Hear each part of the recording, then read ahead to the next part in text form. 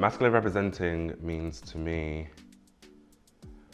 is it gonna sound corny if I say free? Being masculine to me just means being myself. I don't feel like I have to try to be masculine or feminine. I'm just me. I just do things the way I do.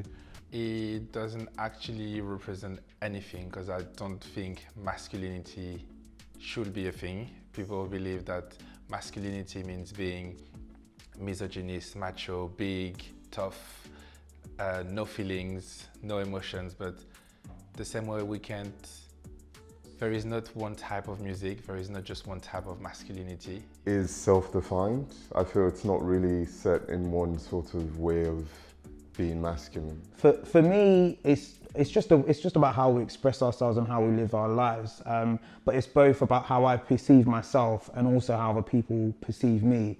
Growing up, I used to think being masculine was like the stereotypical having big muscles or having a six-pack, like a low voice, being tall, that kind of thing. But I think as I've got older, I think for me personally, it's more being strong and being able to stick up for yourself and be confident in what you believe in, that kind of thing. I think I like that people assume first, sort of, because when with like gender roles and how like things have been in life, when people see you as like, oh, he's just a guy, you can kind of stay under the radar. I feel pressure to feel masculine when just before I'm getting ready to go out. Before I get ready, I'm like, okay, I should dress in a certain way because that's what the world like thinks of me. So I grew up in a really strict religious background. So I felt pressured to be more masculine, but as time goes on, I'm becoming more myself and a bit of the feminine element is mixing in with my masculinity, so it's a bit of a mix at the moment. Now that I'm in my 20s, not so much. I'd probably say only in spaces like the barbershop or something where you feel you have to sort of, not to come across as too expressive. I would find myself always having to sort of reserve myself almost in those sort of spaces. Often black men are objectified and hypersexualized. They think black men have to be big, muscly, and if you're not basically a representation of that, they're even wondering why you're here. No, I don't feel pressured. I think as I've got older, I think I've learnt that you just have to be yourself and you don't have to feel like you have to fit into being masculine or feminine. Like you should just be who you think you should be or who you think you are. At work mainly, it's been very positive. I think I'm out to all of my colleagues, you know, as a queer person, as a person who organises queer events. In the world in general, I have had a few incidents of homophobia. It's never really been something that has affected me deeply. I mean, in a day-to-day walking down the street in London, it's normally being seen, I guess I'm read as straight most of the time, which is really interesting. I see myself as a black man first, if I'm being honest. And I already know from jump, like people see me from jump like a black man, they see a black man first. I think I've been really lucky because when I was 16, I went to a performing arts school.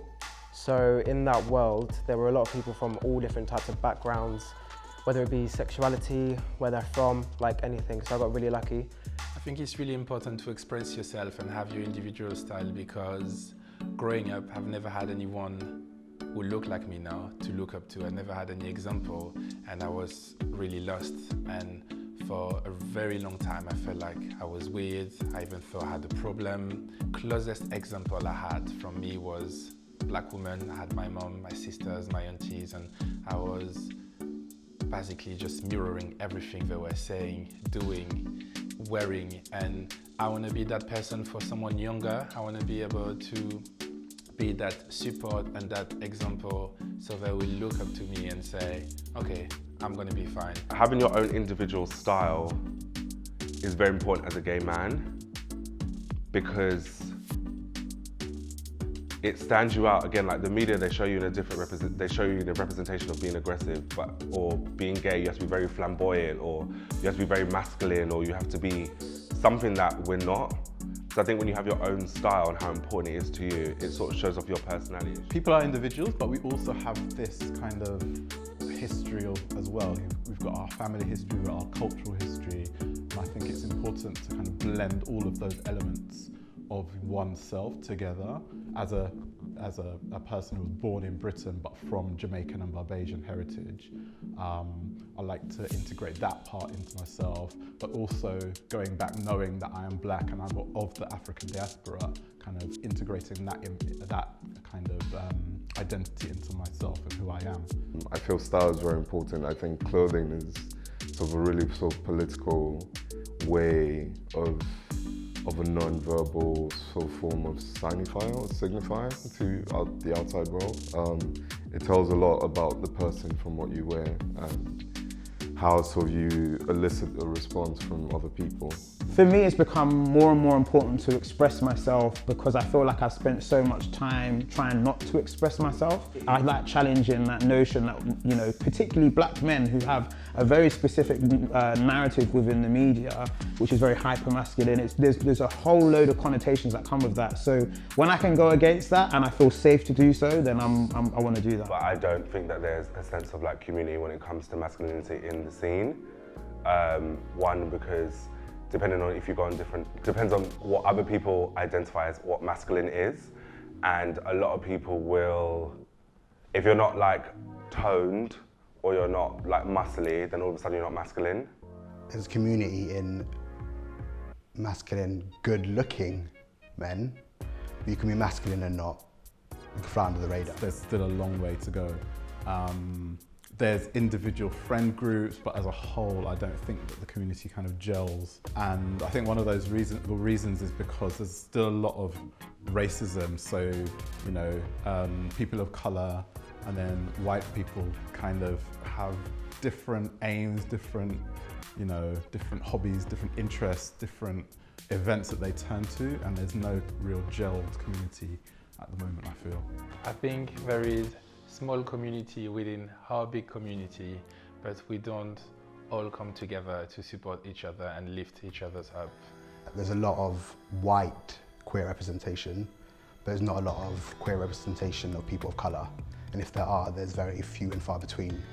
And it's more like a burden on them. We don't see enough black queer men, black gay men, black bisexual men, same with Asian. And I think there is a big lack of that. The only few you will see gonna be either really well-groomed man with no hair, dressed really well, like the guy from Queer Eye, but we're not all like this. So I don't really identify a lot with the representations I see in the media. It's only recently I would say there has been a bit of a shift in terms of some representations of like queer men, black queer men, or queer men in general. Things like Moonlight, I think was really amazing. You know, one of the things that I think is very interesting that isn't discussed is this separation between gender expression and gender identity, and this idea that actually the two don't have to match up in the way that people imagine it to be. So, you know, just because you identify as a man doesn't mean that you have to present in the most masculine way. And for me, I feel like the media can play a role in educating people in that without being preachy, just in a way that just allows people to understand actually it's not as clear cut. What gives me strength? My inner confidence, I would say, gives me strength each day to sort of overcome the sort of trials and tribulations of being black, queer, and yeah, I guess in today's society. To be honest, I don't have a lot of strength most of the time, but my partner gives me strength, and friends that I've made over the years. Knowing that I'm not alone, knowing that there's other people that understand where I'm coming from, my stories, my struggles, and having sort of that circle, and knowing that I'm not like some weirdo. I'm surrounded by love, so that gives me strength to like just carry on each day and, you know, just put myself out there, because there's only one me in this world, and life is for the living.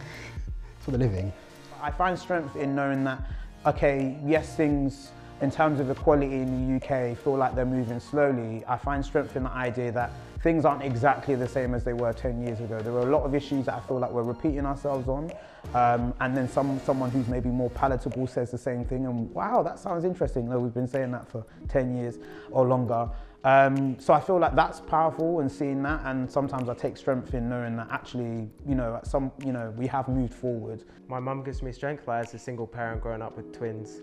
Like she did it all on herself, and I think watching her and what she did makes me think I can do whatever it is I want to do in life. Yeah, if I could go back in time, I would tell myself, don't be ashamed of who you are, whether it be as a black person or as a queer person. Just embrace the identity. Don't let other people bully you. Like, you shouldn't. Express yourself and be who you are. Do what you want to do. People are going to love you, people are going to hate you regardless. So just keep doing you. And I don't know, don't worry, I guess. Unless these bitches are paying your bills, pay them no mind. Like, literally pay them no mind. I used to be so worried about looking feminine or laughing too loud, or if I didn't know the score in football, I'd be like, oh yeah, sorry, I was at the gym last night. I would probably tell my younger self to be comfortable being on your own and knowing that you don't have to fit in with the crowd. Like, you're fine being on your own. And there's a self-strength you draw from that. You are able to understand yourself better. I feel I would tell my younger self. In terms of advice to my younger self, I think I would tell myself to be far more unapologetic, because that's probably one of the things I've found strength in as well, is I think I'm far more confident in myself because I've kind of just decided that actually you're responsible for what you say, but you're not necessarily responsible for the way that people understand it. And once I felt more at ease with that, then I felt actually some of these things that I was holding on to didn't matter. I would say to be unapologetic, don't live in fear, do what makes you happy, and chase your dreams.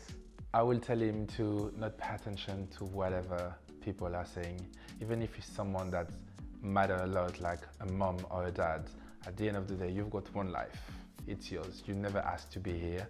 You owe nothing to nobody.